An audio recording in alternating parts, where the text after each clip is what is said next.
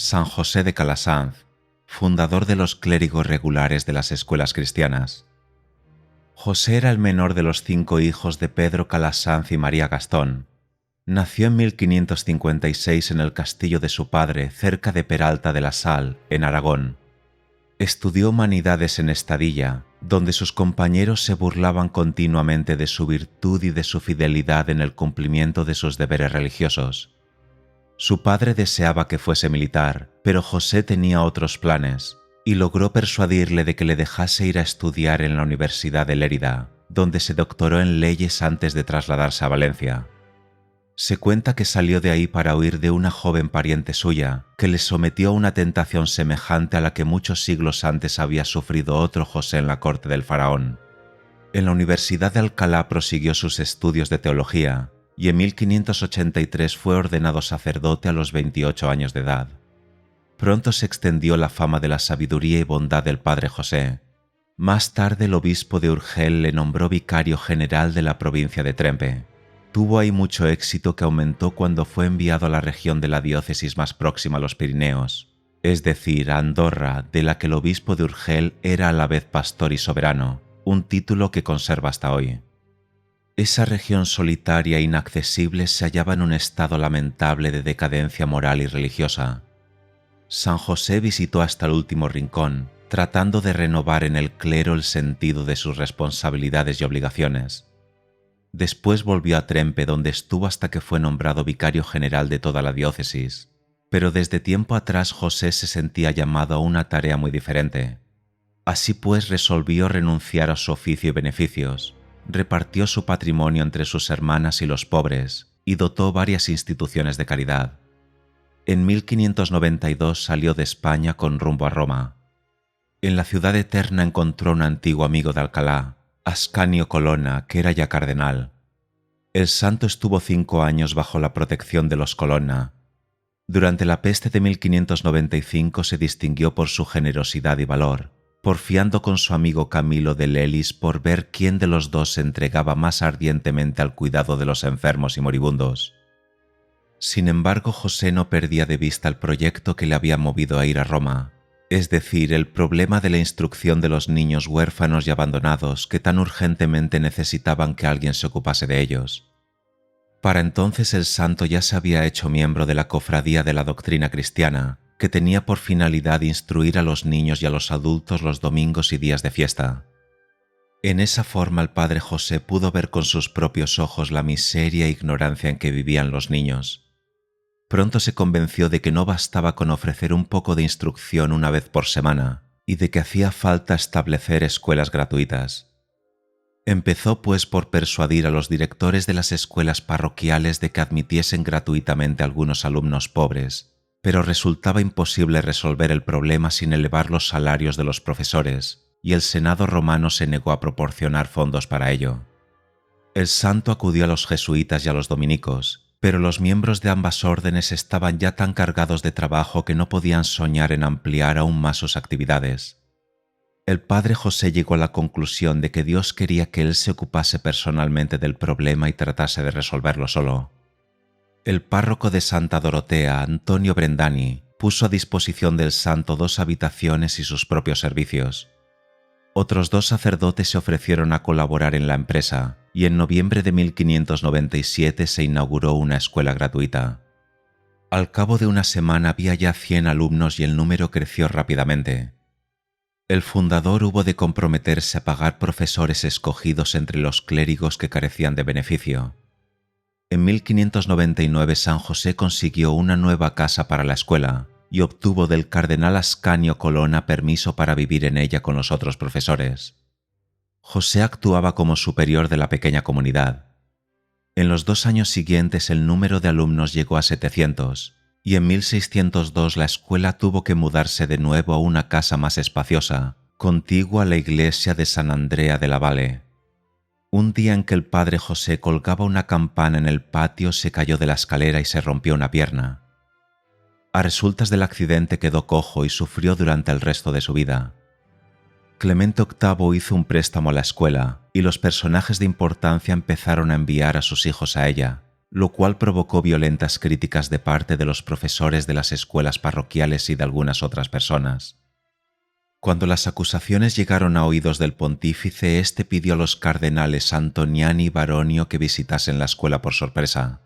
Así se hizo y los informes de los prelados fueron tan buenos que Clemente VIII tomó la escuela bajo su protección.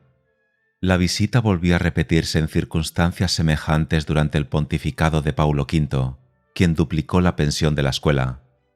Pero esas dificultades no eran más que el comienzo de las persecuciones de que San José de Calasanz sería objeto durante toda su vida. No obstante, continuó el crecimiento y prosperidad de la obra. En 1611 el santo compró para la escuela un palazzo próximo a la iglesia de San Pantaleón. Había ya cerca de 1000 alumnos, entre los que se contaba cierto número de judíos, a quienes el santo abría las puertas y trataba con suma bondad. Poco a poco se inauguraron otras escuelas. En 1621 la Santa Sede aprobó la nueva congregación religiosa de enseñanza y San José fue nombrado superior general. Las preocupaciones del superiorato no apartaron al santo de la más estricta observancia ni del cuidado de los menesterosos, de los enfermos y de todos aquellos a quienes podía prestar alguna ayuda. Por entonces llegó a Roma con su esposa un inglés llamado Thomas Cocket, quien había quedado fuera de la ley en Inglaterra por haber abjurado del protestantismo. El santo le ayudó cuanto pudo, y el Papa, siguiendo su ejemplo, asignó una pensión a los refugiados. La congregación se extendió en los 10 años siguientes en Italia y en el Imperio. En 1630 ingresó en la congregación en Nápoles un sacerdote de unos 40 años de edad, llamado María Sozzi, quien hizo la profesión a su debido tiempo. Durante varios años la perversa conducta de dicho sacerdote fue una rémora para sus hermanos. Habiendo conseguido cierta influencia en el Santo Oficio, el padre Sozzi se las ingenió para obtener el puesto de provincial de los clérigos regulares de las escuelas cristianas en Toscana, con poderes extraordinarios e independencia total del superior general. Su gobierno de la provincia, caprichoso y malévolo, puso en mala situación al padre José ante las autoridades romanas. No contento con ello, el padre Sozzi le denunció al Santo Oficio. El cardenal Cesarini, protector de la congregación, mandó confiscar todas las cartas y papeles del padre Sozzi para reivindicar al santo, pero entre los papeles del padre Sozzi había algunos documentos del Santo Oficio, el cual, incitado por Sozzi, le mandó arrestar y conducir por las calles de Roma como un malhechor. San José compareció ante los asesores y solo se salvó de la prisión gracias a la intervención del cardenal Cesarini. Pero el padre Sozzi quedó impune y siguió buscando la manera de apoderarse del gobierno de la congregación, haciendo valer que el santo estaba ya muy anciano y achacoso para gobernar. Finalmente logró que el padre José fuese suspendido del generalato y que se nombrase un visitador apostólico que le era favorable. El padre Sozzi y el visitador se apoderaron prácticamente del mando y sometieron al fundador al trato más injusto y humillante que se puede imaginar. El desorden que reinaba en la congregación era tal que los súbditos leales no conseguían convencer de la verdad a las autoridades eclesiásticas. A fines de 1643 murió el padre Sozzi y le sucedió en el gobierno el padre Cherubini, quien siguió la misma política. San José soportó esas pruebas con maravillosa paciencia, urgiendo a sus hermanos a obedecer a la autoridad de facto. En cierta ocasión llegó hasta ofrecer refugio al padre Cherubini, contra el que se habían rebelado los sacerdotes más jóvenes indignados por su conducta. La Santa Sede había nombrado desde hacía algún tiempo una comisión de cardenales para estudiar el asunto, y en 1645 restituyó finalmente al santo el puesto de superior general. La noticia llenó de gozo a la mayor parte de los religiosos, pero los descontentos, apoyados por una pariente del Papa, apelaron nuevamente al pontífice. La suerte les favoreció, y en 1646 un breve de Inocencio X redujo la congregación de los clérigos regulares de las escuelas cristianas a la categoría de simple asociación sujeta a los obispos de las respectivas diócesis.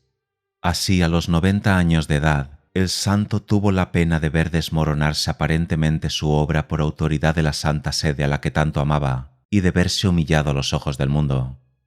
Cuando se enteró de la noticia murmuró simplemente: «Dios me lo dio, Dios me lo quitó, bendito sea».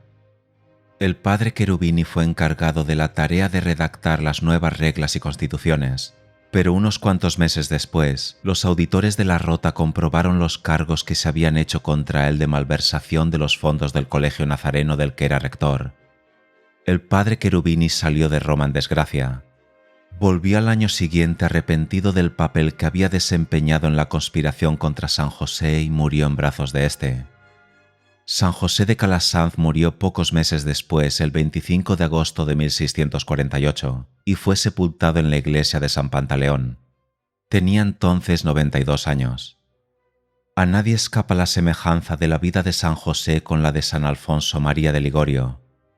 Durante los días turbulentos de la historia de la fundación de los redentoristas, San Alfonso solía consolarse leyendo la vida de San José de Calasanz, quien fue canonizado en 1767.